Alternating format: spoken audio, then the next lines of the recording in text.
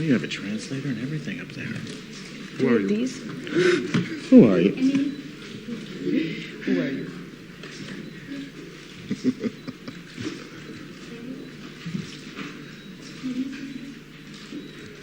Is this just Spanish press? Yeah, no, I worked on those eyes for years. Look at Benny's eyes. Yeah, look at it. Look at it.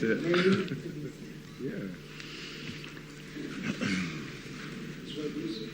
Si van terminando su trabajo, por favor, señores y señoras. All right. Fotógrafos. Please, photographers, could you finish with your work? I think so. You want to understand me? You or them? Arratsaldeon guztioi, arratsaldeon eta Good afternoon, everyone. mila esker Donostia Thank you very much. Zinemaldiaren Perlak sailaren And presentzako for honetara turning up for this etorri press conference Muy buenas of tardes. the Vamos Pearl a dar section. comienzo a la Let's rueda commence de the prensa press conference, therefore, de la producción of the American Sicario, production que se proyecta Sicario, dentro de which la is projected sección within the Perlas, Pearl en section, as I esta just said, in 63rd the 63rd edition of the San Sebastian Film Festival. In order to present Sicario, we have the presence of the director, Denis Villeneuve, the two actors, Emily Blunt and Benicio del Toro, an old friend of the festival and also a Donostia Award winner, and the producer Edward McDowell. They will answer whatever questions you deem pertinent to ask, but please, while we continue with the press conference, stop. I think you've had plenty of time to take photos, and that will do. So let's ask questions and answer, and expect and wait for the answers. Okay. So therefore, thank you very much to all of you. Hi. Good afternoon. Welcome. I'm going to ask a very question to Benicio del Toro and to Emily Blunt. Benicio, last year you were a drug traffic dealer here in San Sebastian. Now you kill everybody. Next year you will be a drug addict, or what are you going to be? And then Emily, two very close action films, Al Filo de what your previous film, or Sicario, two very action films, but both shoots are very, very different. A lot of action with a character who's very physical, shall we say, in both of the films that you just shot, and one after another.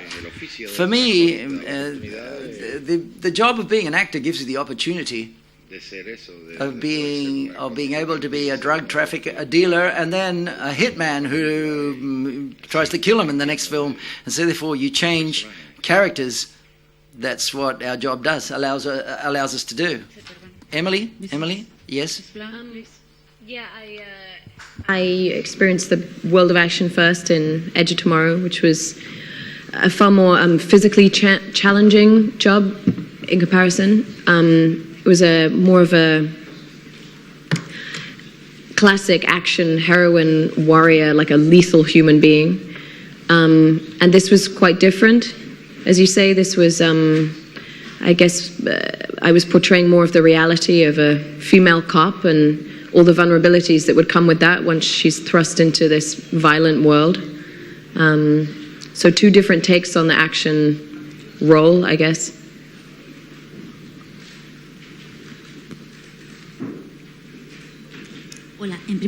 Hi, congratulations, Dennis, for the film, and congratulations to the actors for the excellent work that you've done. I would like to ask Dennis to control.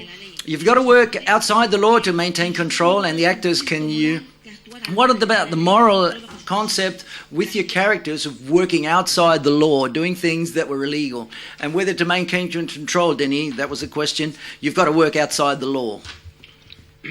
That's a question that is raised by the movie. If the temptation of to work outside the law, that's the movie's about, that phantasm, that temptation. But it's raised questions that how to deal with enemies outside of our borders. And I thought that those questions were very relevant with what is happening in the Middle East today, or in Africa.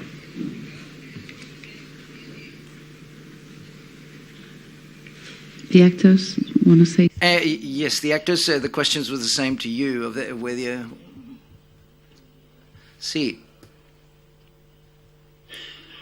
Yes, it was the conflict of working outside the law as the character and how.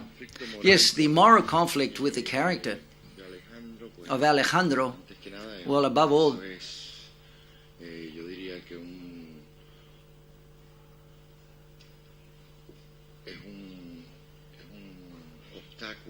it's an obstacle for any character, for any actor to try to maintain that balance, portraying a character such as Alejandro, and then try to make sure that the character can be compelling,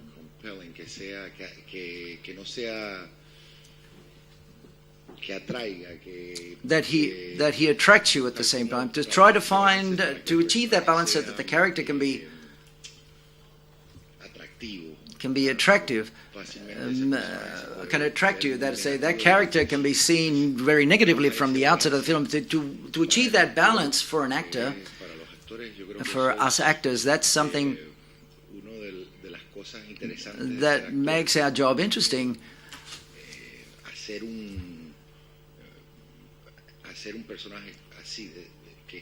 To work on a character that's got that conflict inside him, and you've got to achieve that balance. Okay. Good afternoon. First of all, congratulations, Denis, for your film, and congratulations, Emily. Y enhorabuena, Benicio, me has dejado el agua. And Benicio, congratulations. By the way, I was very scared of you watching you on the screen. Considering your previous films, this character is new for you.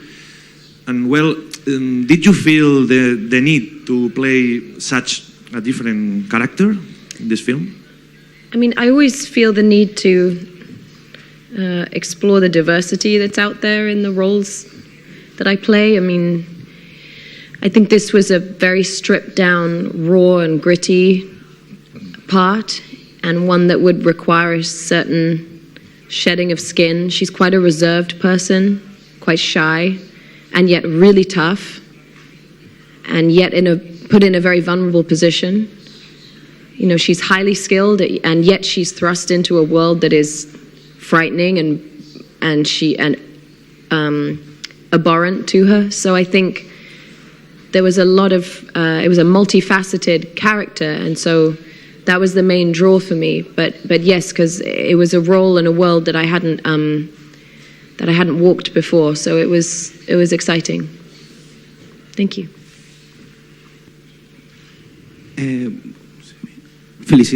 Congratulations for the film, first of all. A question for Benicio and for Emily. Benicio first. Traffic, Escobar, now Sicario. It seems almost impossible to find a Latin actor like you outside a register that's related to the drug world. How do you receive that, being an actor and being a Latin?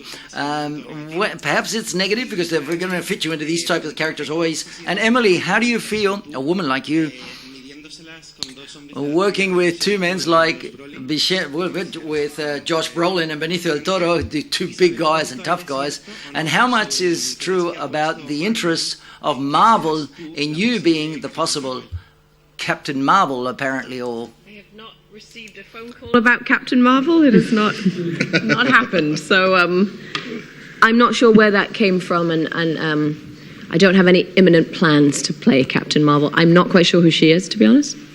You never told me you wanted to be Captain Marvel. I don't. I've never been approached about Captain Marvel. I think that was like a fan casting type thing. And what was it like to work with these tough guys? They're like big babies. Not really.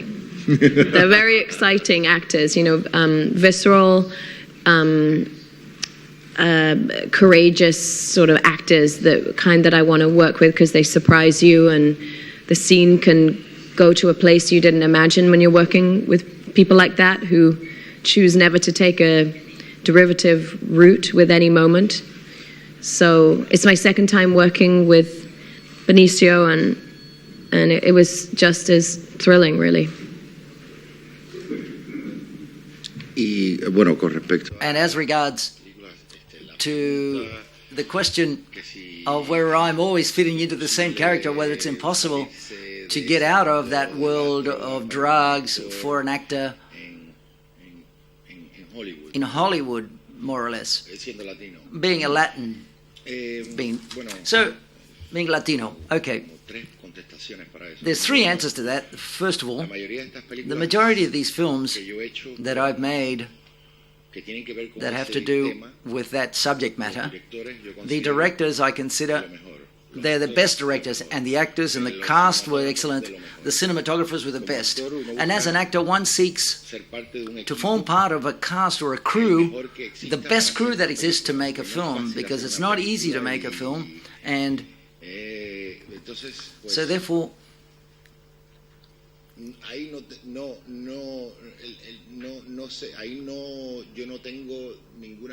I've got no way of controlling all of that, necessarily speaking. And also, these films that have to do with drug dealing and the drug world,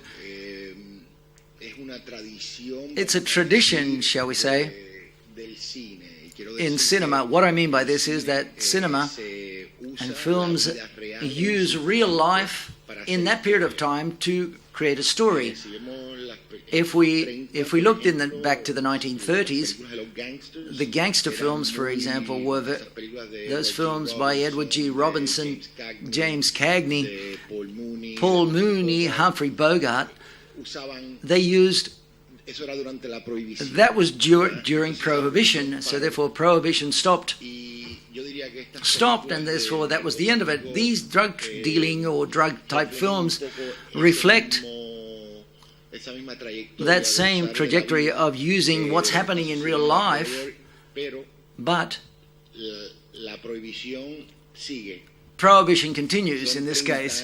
It's 30 years in this prohibition of alcohol. It was in the United States, it lasted for about 7 to 10 years, prohibition of alcohol.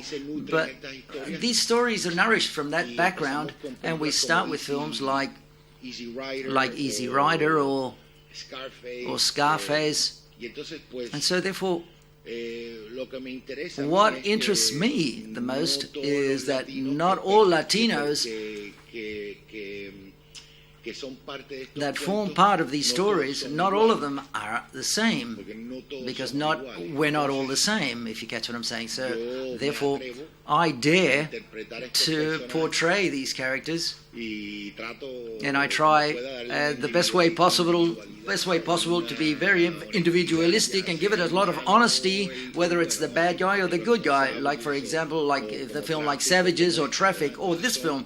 So therefore, I see them as different characters, but I'm not a film critic. You guys are the film critics, so you can make up your own decisions. So therefore, I see them as characters, and I try to do them in a different way. So therefore, I also try to make sure that the stories that have a great crew like Denis Villeneuve's, Emily Blunt, John Brolin, Roger Deakins, for example.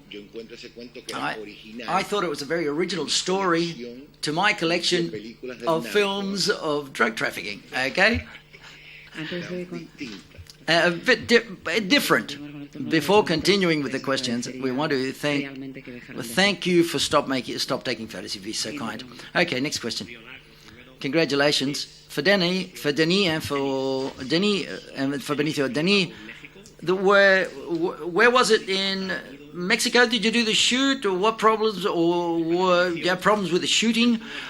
And for the shooting of the film, it was safety. Benicio, if someone who hasn't seen the film, what could you tell them about the film as regards to whether it's dealing with drugs or not? Did you have any security problems when you shot the film in Mexico? Okay, so we scouted I scouted in Juarez to know what even if I was there very briefly, to be honest, it was just to feel and to see what Juarez looks like, because I knew that it was not technically possible to bring a full crew in Juarez for obvious security reasons.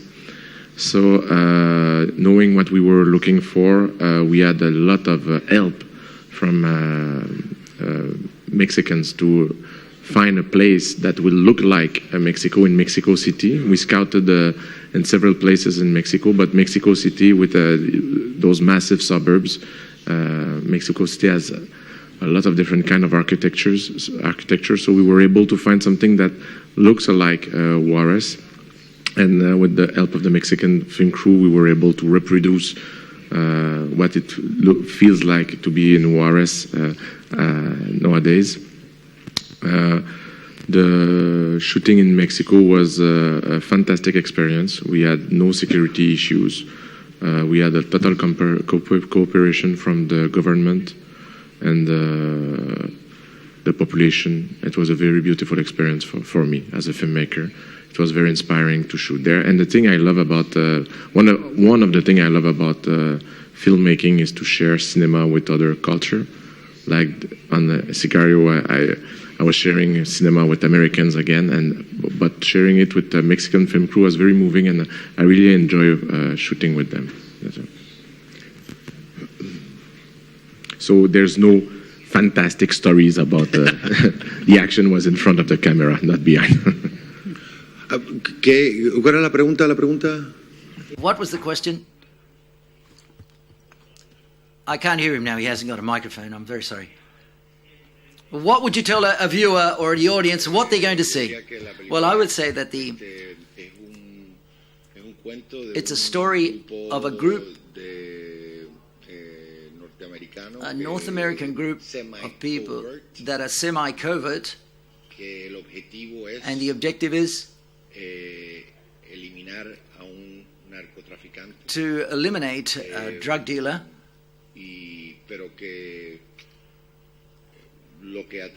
what attracts you, and what the film has, that it plays the following game, and that is to say that we understand the reason why they want to do what they're going to do, but that their tactics are a bit repellent to us. We don't like them, we abhor them, and that's the game. That's what we play on, and so therefore I would say it's a play between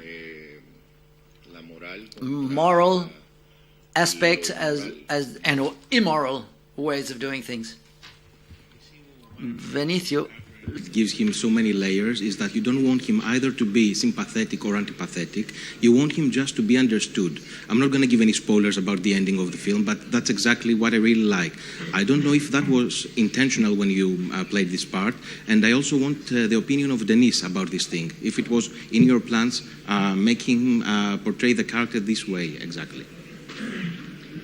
Well, we did talk about that. You know, I think it was important for us, and there was also something about the relationship between Alejandro and Emily Blunt's character, which I think she signifies in a way his days of innocence, his days of following his conscience and his moral, and therefore that when the relationship between Alejandro and Emily appears to be sympathetic, and it might honestly be up to a certain point.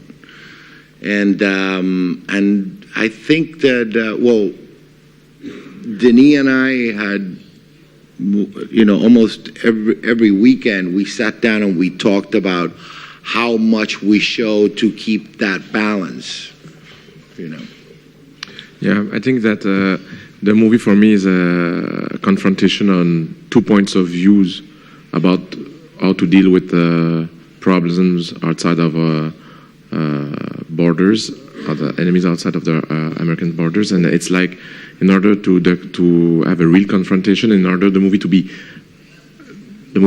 questions about that reality instead of giving answers, I needed 2 strong point of views, and for that I needed to give attention to both point of views and to bring the complexity of each character to their humanity. So it means that I needed to give them, to love them both in some ways, not what they are doing, but the character as it there was. So we were very precise, I think, to take care it's a thing that to take care of their intimacy. I mean, from an intimate point of view, I was trying to be very precise on each character.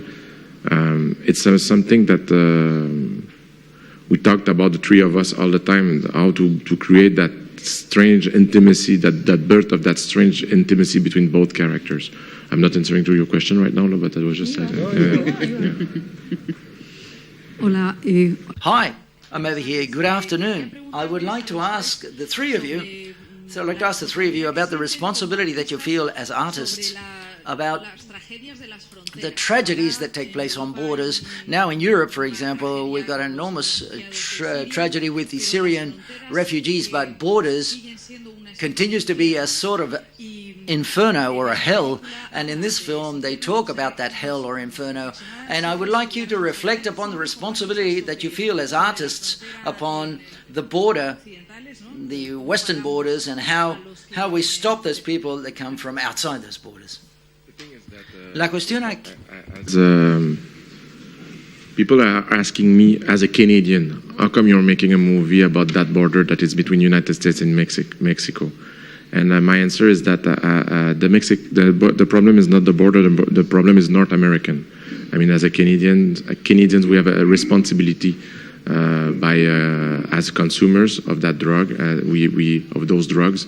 I mean, it means that I'm related in some ways to this problem, and not that I'm talking like if I take drugs.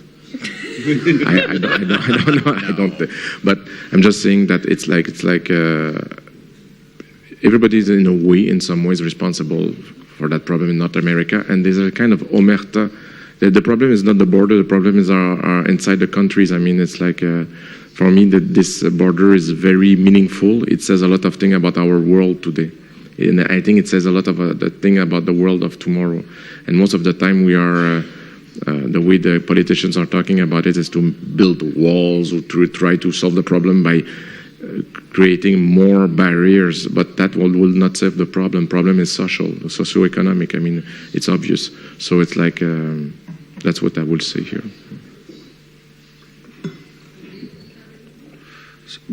Well,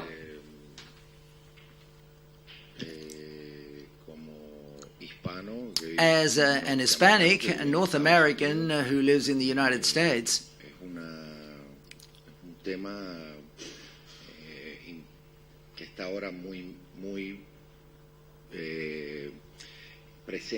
it's quite present, this issue, in elections that are in about less than a year's time.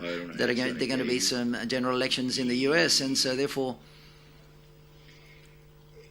the only way that we can make any changes, or can changes be brought about in a positive way in the United States, is by voting, allowing you to understand things through elections. It's not a problem of one person, like Denis said. It's a problem of everybody. Everyone's involved in this problem. And if we look at the positive side of things, is to exalt all Hispanics who can vote in the United States and to have their voice heard in that way via elections and by voting, because I'm sure that 99% of the Hispanics don't agree with many of these ideas of making these Chinese walls between the borders, of deporting people, of trying to deal with treating human beings like animals. And animals have to be treated well as well, so therefore, you know what I'm saying. So therefore, that's the way I see it. And I'm being Latin American,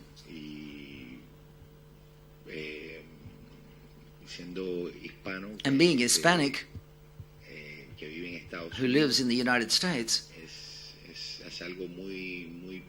it's something quite personal to me, but I think that the important thing here is that to take the Hispanics, to make sure that we can hear their voices, that is to say, go to the voting polls and vote in November next year.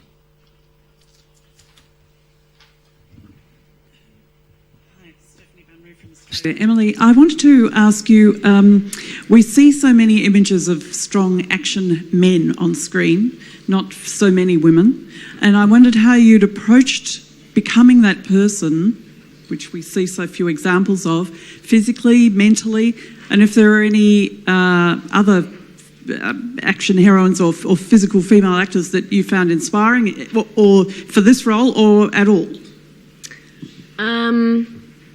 First of all, I like to say. Cool. Yes. I approached Kate actually as being fairly gender neutral. I didn't tend to approach her trying to protect some kind of feminine ideal and yet play an action hero, but I didn't want to be a butch kind of gun-swinging action heroine. That wasn't how she appeared on the page and not what I wanted to portray. And so for me, with Kate, it was more about a sort of inner strength that she has, which I think is sometimes the most important kind of strength to have. And so she was an unusual action heroine in that way, because I think we've seen more of a sort of kind of comic book type of woman in an action movie before. And this was the reality of playing a female cop. And so it felt different. And I was going to be given the opportunity to do what a lot of guys do in movies, which is to play a complicated, multifaceted character, as opposed to something derivative that we've seen in a lot of these comic book-esque characters. So I trained with local FBI and DEA agents to understand all the weapons training and the tactical training, and then I spoke on a more internal basis to 4 women in the FBI, and that's where I got to understand the intimacy and the personality of the character, because I asked them things like, what kind of shows do you watch? What do you watch to decompress? And they'd say things like Downton Abbey, and you just realize how normal they are. They're very, very normal women who happen to have a fairly steely interior and real courage for this taxing and all-consuming job. And yet, this girl that I really based the character on was actually quite shy. And so I loved that duel between a sort of shy personality and a really tough inner strength. And so that's the direction I decided to go. Because I think it is an anomaly to see women in action movies, and so we like to just call all of them tough. Oh, well, they're tough because why? Because they have a gun. I think that's my argument, is what is the definition of toughness or strength? And you'd never have someone say to Benicio or Josh, wow, you're so tough in this movie, So I think that's been, it's not such an anomaly. So I think that's been interesting. People's reaction is that people are really seeing this character, which I'm really happy about, as not just being tough, Oh, I got to where recently. Charlize was pretty good in Mad Max. And I thought Rebecca Ferguson was amazing in Mission Impossible. And of course, Sarah Connor's someone that you have to credit with a lot of putting on the gun show for the boys. Yeah.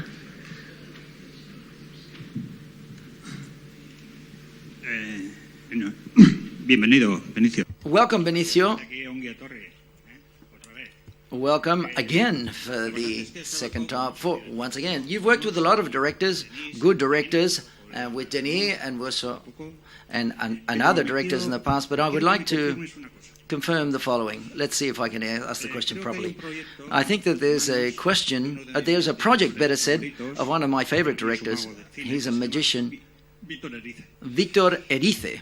Is it true that you're going to work with Victor Erice? Is there a project there that you're going to be working with this monster of filmmaking that's called Victor Erice? As I said several times, I had the opportunity of having a great amount of time with him and to talk to him of different projects, and we have ideas in mind. And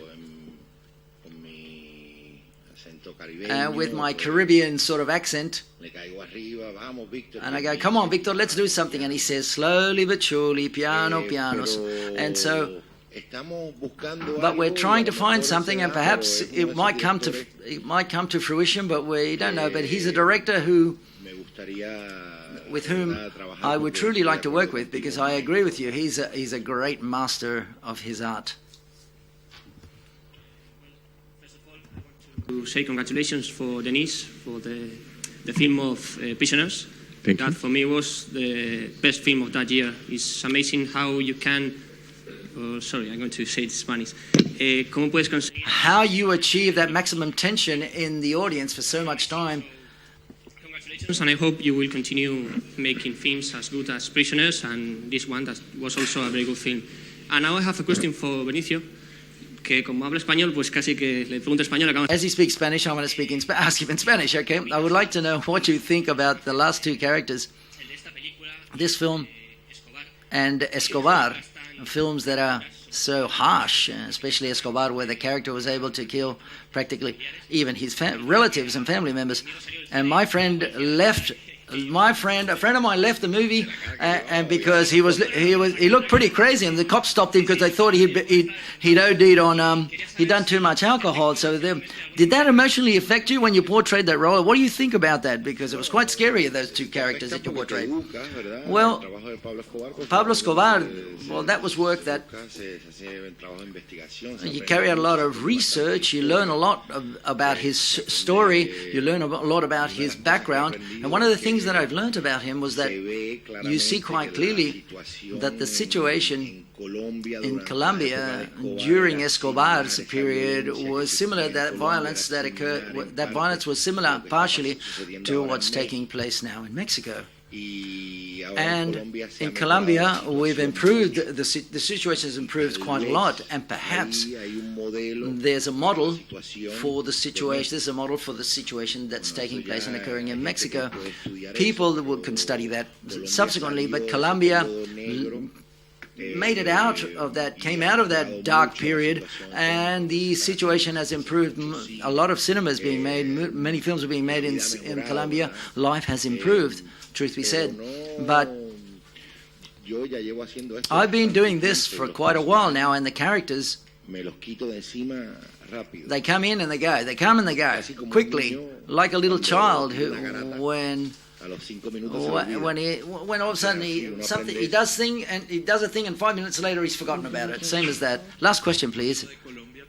Talking about Colombia, in Cartagena, we met Victor Gaviria, who would have been an excellent director of your character, Pedro Escobar. Yes, I agree. And with all respect, I don't want to congratulate you for your film. I believe that it replicates a lot of things because it doesn't go down to the cause of the problems that occur in our countries. With all respect, I want to contradict you. Colombia, nothing has improved. Perhaps from a lot of movies are made, perhaps you see it more in the media, and that's what they say. But I live in a neighborhood, and things haven't improved, the truth is. And my question, what's the objective of this film? Perhaps the question is a bit stupid or a bit naive or whatever, but what do you believe for these films are good for? Where one you walk down the street and many people and police, for example, in our countries, they violate our rights. And Vinicio, you who are, I know that you're a Latino, what's the objective? I wish that was to stop that prohibition and that stupid war against drugs. And to the director also, because one can think negatively and say it's all economic, and now that's the current. It's a current affair, and that's what everyone talks about now. And with all respect, by the way, for example, no, it's okay, but it's a film. Listen, there are films of all types. We're not saying that this is a political system. The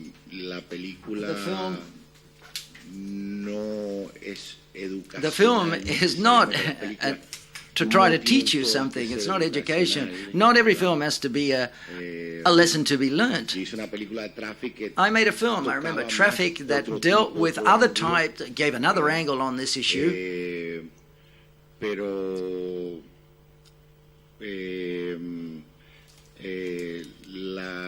podemos hablar bastante We de could eso, talk a lot porque about this tú tienes un because punto, ¿verdad? you've got a point of view, Pero que but del punto de vista de cineasta, that the point of view from yo lo of a veo director, tipo I see de it esa manera, que in this way. That is to say, el punto de esta película personalmente, personally, my para perspective mí on this es el film punto de una is that película,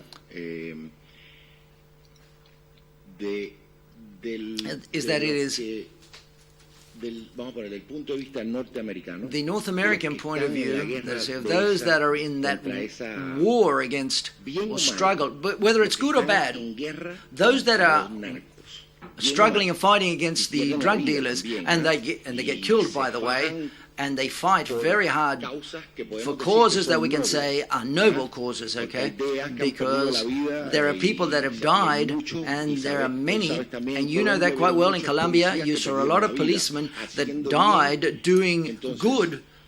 el punto But mío de esta película, my point of view on this que film, como cineasta, and no como político, not as a politician, but as an actor, and as a, my point of view is that un momento en esta the world, there's a moment in this, guerra, there's a moment, we've come to a moment in this war 30 años, that 30 vamos years a have decir, gone del by. punto de vista norteamericano, From the cuando North American Ortega, point of vamos a view, hablar de Ortega, ha llegado un punto it's en come el to a cual moment, we've come to a no ha moment where cambiado nada. we've come to a time that nothing has Y el punto changed de really, vista es que and the point de of esta view, película, por or the bien o perspective, mal, be it for es good or de for estos better que or for dicen, worse, lo that is que to hay say, que hacer es, hemos what we have to estado do peleando is that we've been fighting fuego, agua, el fuego con agua. Y for hay fire esos with radicales water, que se and there are van radical a people otro that go extremo, to the other pensando extreme, en la- thinking en las viejas ideas. in the old school Sí, sort of hay que ideas, and they pelear say we've got to fuego fight contra fire fuego. with fire.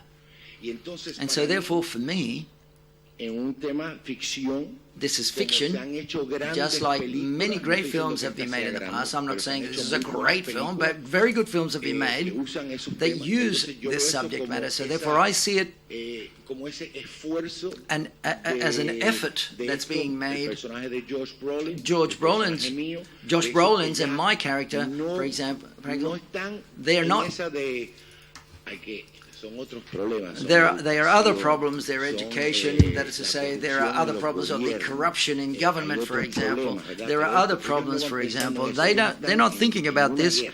They're not in this Y en war. esa guerra lo que And in that deciden war, es, what they vamos a decide tirar upon más is that balas, let's vamos a llevar fire more más bullets, escopetas, let's take more vamos a- guns. y And eso existe, and ¿ah? that Hay exists. gente There are que people piensa like that. así, ¿ah? Entonces, And esto yo lo veo de ese punto de vista. that's my donde perspective, está my basado, take on yo this, diría what que it's puede based ser en upon. realidad, And I think that el in reality, último it is es un the, acto desesperado it's a desperate, que creo que la película it's desperation really at the end of the day. What the film's saying with Emily Blunt's character is that that's not the solution. That is not the way of trying to win this war. What we need, and we could probably open up and to make many more films, and probably someone is listening, and for example, they might write a script makes a film that has to do with something that attacks other problems, because there are other problems, for example, education, social abuse, for example. In Latin America, you know that, and I know it as well. We've lived through this. Let's say the color of skin, for example, a person's skin, if they come from here, there, or the other, then you're not going to enter into this social circle and so on and so forth. So therefore, they've got no water, food, they haven't got a house to live in. So therefore, or a roof over their head, for example. You have seen a film, El Che, that deals with those issues more in depth. But as an actor and as a director, I think there are ways of making films that make us think. A lot of film. That's the way I see Sicario, this film. It's like the Battle of the Bulge of the Germans in the Second World War, or World War II, for example. They put kids to shoot and fire and to try to make a change of some type. But I think that the drug war, from the North American standpoint, the way that it's done things, 30 years have gone by and nothing has changed. And what's become even worse is the violence in Mexico. And perhaps I'm misinformed, but the violence I've understood in Colombia, and you can excuse me because I'm not Colombian, but the dark moment in Colombia doesn't exist as it was, we're talking about 1993, 1992 or 91. Bombs were exploding all over the place in the street, so therefore Mexico is not at that level, but, and I think Colombia, things have changed in that respect, but poverty still exists, and that social abuse that takes place, which is a problem of everyone involved. But I've gone over too much, perhaps. I just want to, because it's important. Thank you, Benicio. The thing is that at the end of the day, one thing to finish, very important, is for me, at the end of the day, the movie is not about the cartels. If you look at this movie, you will learn nothing new. If the audience goes to see this movie, they will learn nothing new about the cartels. The movie is about a way of reaction of America towards an enemy outside of its borders. So the movie could have been set in Africa or in the Middle East. That is very important to be said. And thank you very much. Okay, thank you very much to you. Muchas gracias a todos.